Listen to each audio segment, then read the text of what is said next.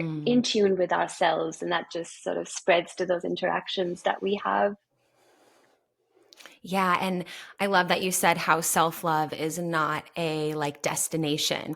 I definitely feel that in my life. It's been like a discovery process and like getting to know myself and like dating yourself almost, right? And I feel like on that journey, you start to come head to head with your own dysfunctions, your own programming, your own big T and little t traumas, and all these things that I like to call the masterpiece. Like I often say, like, oh, I'm feeling like a masterpiece. You know, there's just a lot and it's beautiful.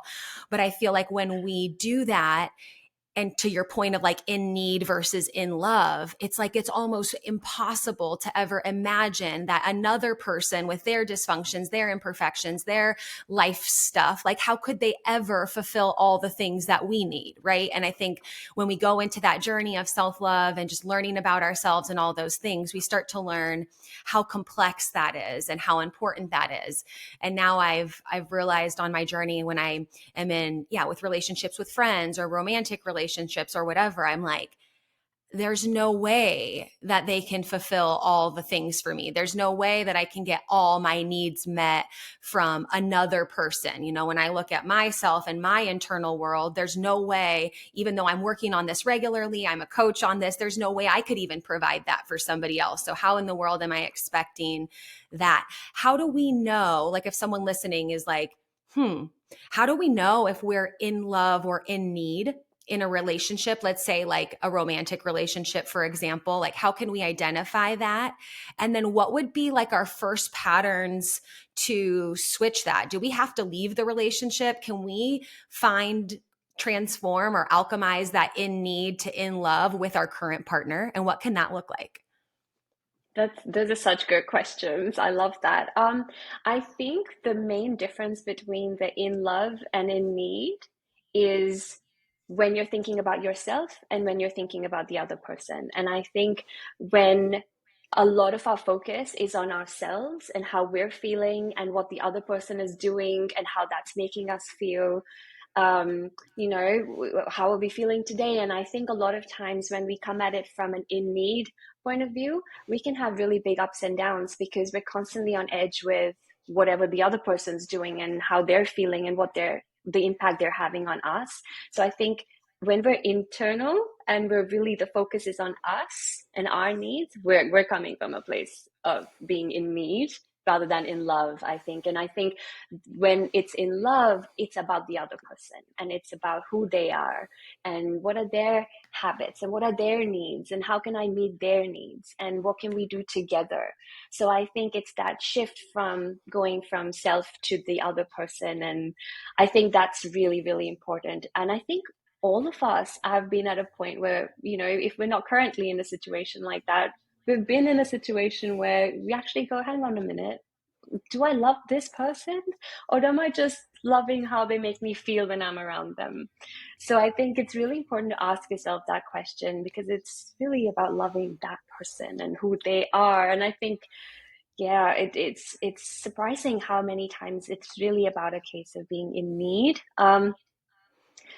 I don't think that we need to leave the relationship necessarily because I don't think that we're ever fully healed from whatever we've been through. I think it's always a journey. And I think both people can come from a place where they recognize that they're on a healing journey. So I think if we're actually able to reflect on that and we know we're aware of what we've been through, even if it's not everything, we're just generally aware of things that have happened and we're aware and willing to go on that journey and acknowledge that with each other and come to that agreement of, I get you. We're both on our own journeys, but let's do it together. So I think that's when we can work on ourselves and be with each other. And I don't think there's anything wrong with that. I think that's really beautiful. So yeah, that's what I think. Mm-hmm.